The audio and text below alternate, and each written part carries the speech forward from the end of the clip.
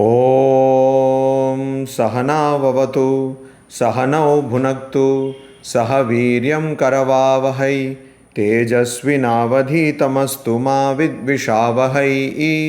ॐ शान्ति शान्ति शान्तिः। हरि ओम। Bhagavad Gita 18th chapter 54th verse।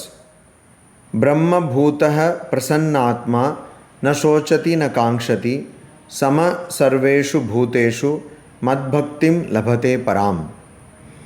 ब्रह्मभूतः, a person who has become Brahman, because that person was fit to become Brahman as seen in the previous verse. Prasannatma, person with a peaceful mind, na neither shochati grieves, na nor kankshati desires. Sarveshu, all, bhuteshu, beings, samaha, the same, param, supreme, madbhaktim, devotion unto me. That is, Sri Krishna is saying devotion for him. Labhate, attains. So,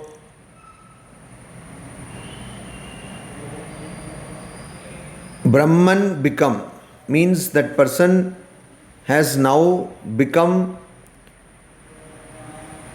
firmly grounded in the knowledge that one is Brahman. And that person has become fit to get the knowledge of Brahman, to become free, to get moksha. And that person is having a peaceful mind, and that the person does not na shochati, does not grieve. That means that person does not have any sorrow.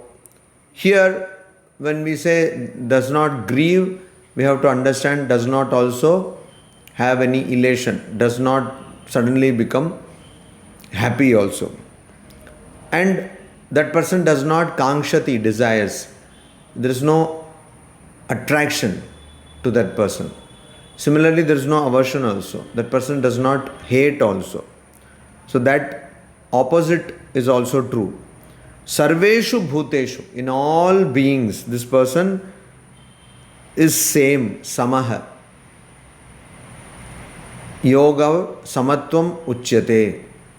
So in the Gita, it is told that yoga is equanimity. Equanimity is yoga. Samatvam, yoga uchyate.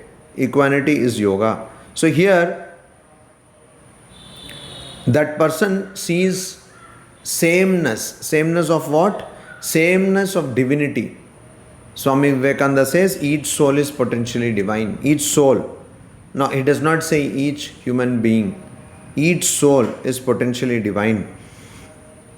So a person who sees that one who has an equanimous approach towards everything, sees everything on an equal footing, that person param madbhaktim labhate.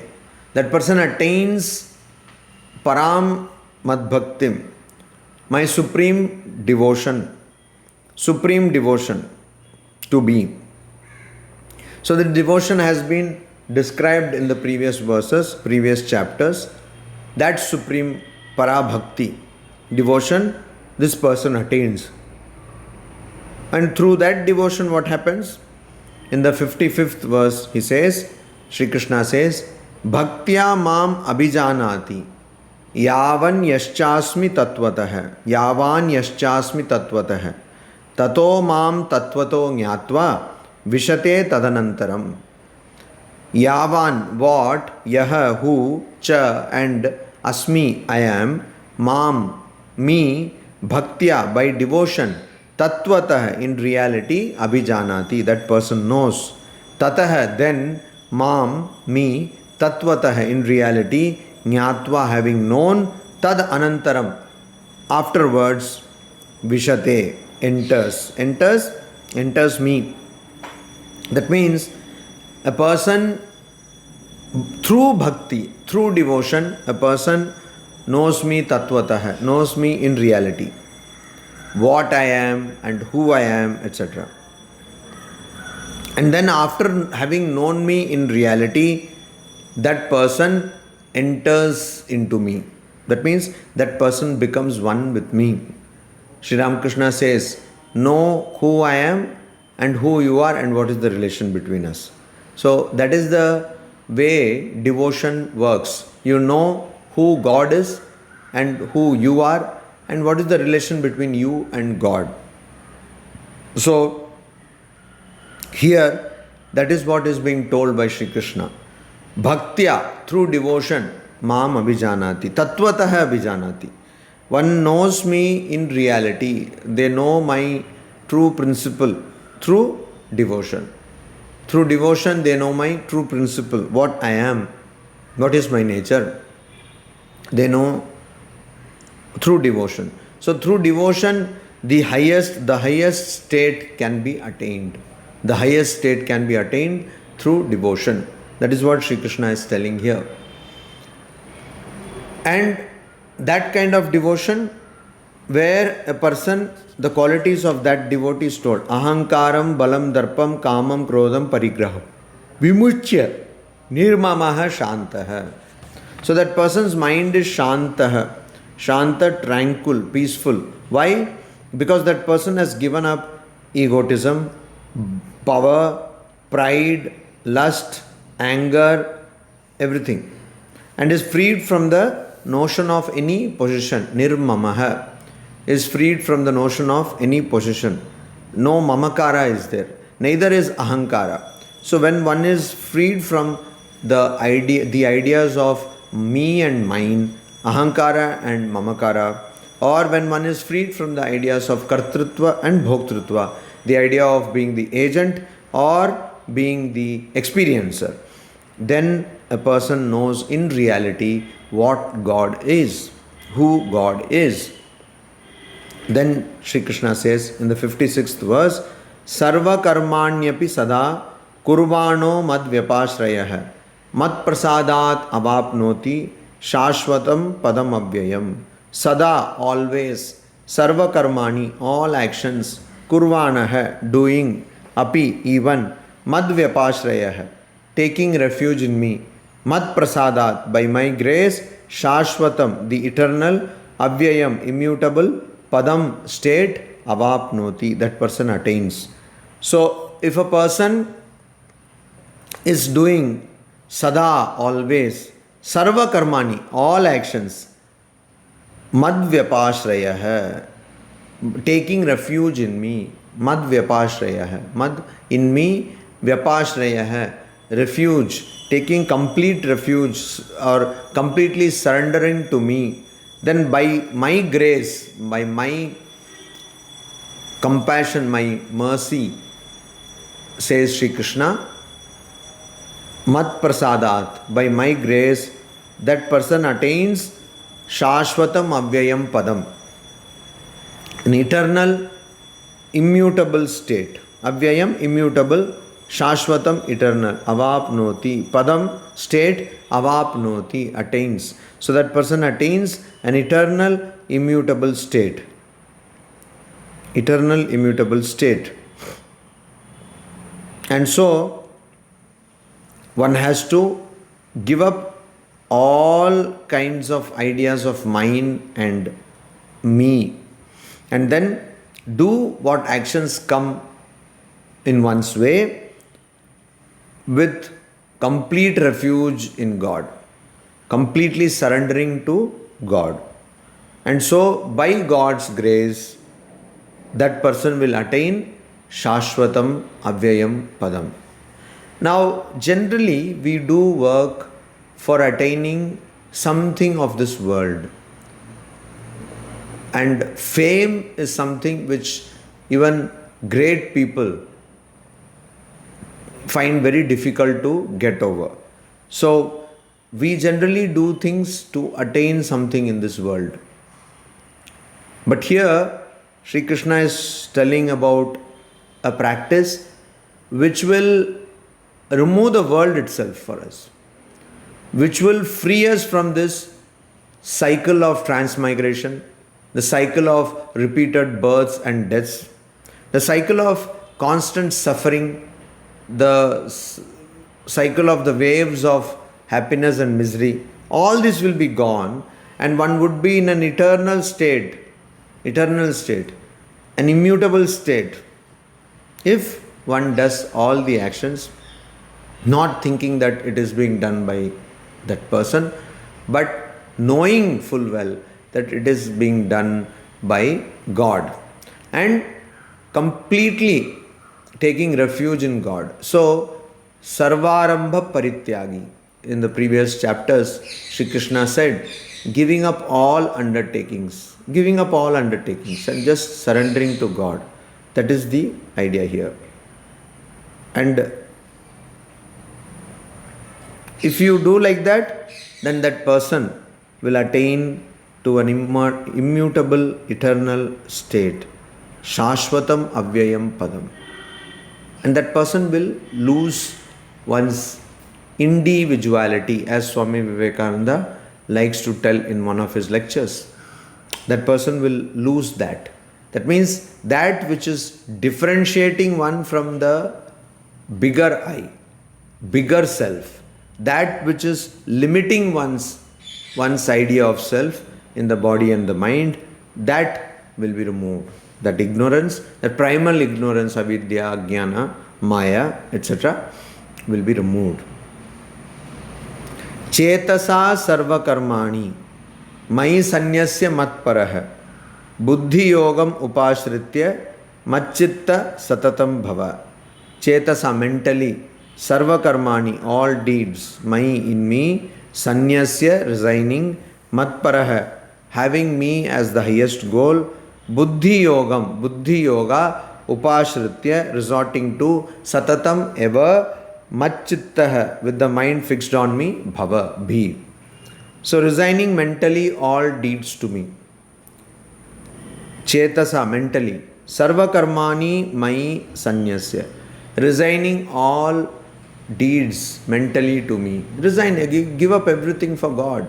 The problem with that is that we have this idea of I am doing or I am experiencing so strong that we don't want to give up anything. People talk of a person being control freak, a person being someone who doesn't like to give up control. So, generally, the other person who gives up control does not give up control to God. Generally, they just stop looking into things in detail. They stop looking into things in detail. So they are giving up control, but they are giving up control in a careless manner. So they don't care. They give up shraddha. They don't have sincerity. So they say, everything is taken care of by God. What to do? So that's only a lip service to the idea of surrender. That's not surrender.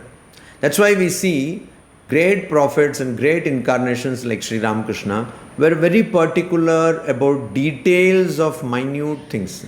They were not just particular about minute things, they were also particular about the minutest details of minute things.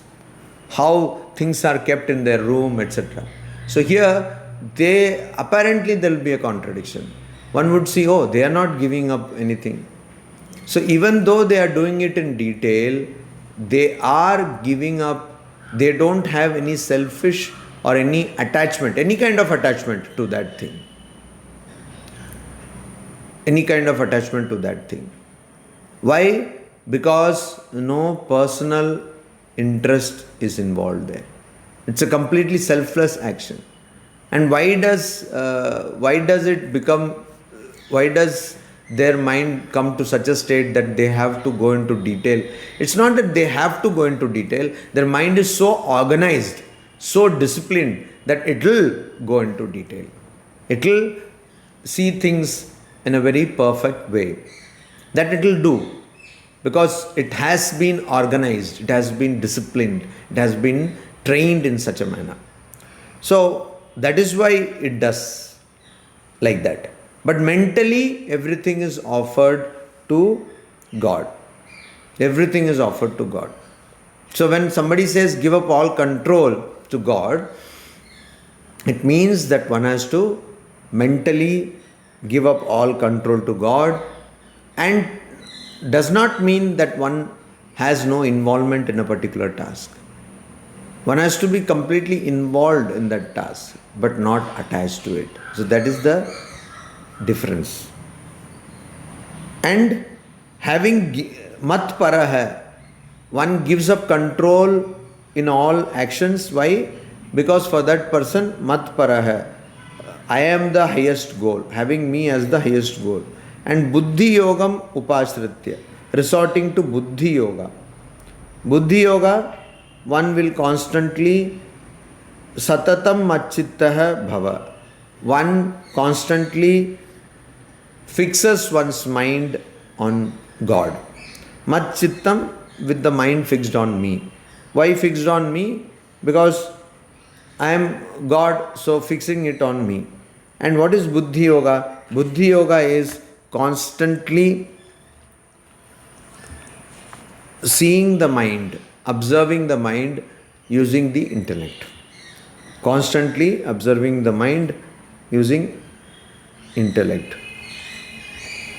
So if one does that, then a person gets to attain God, to become one with God.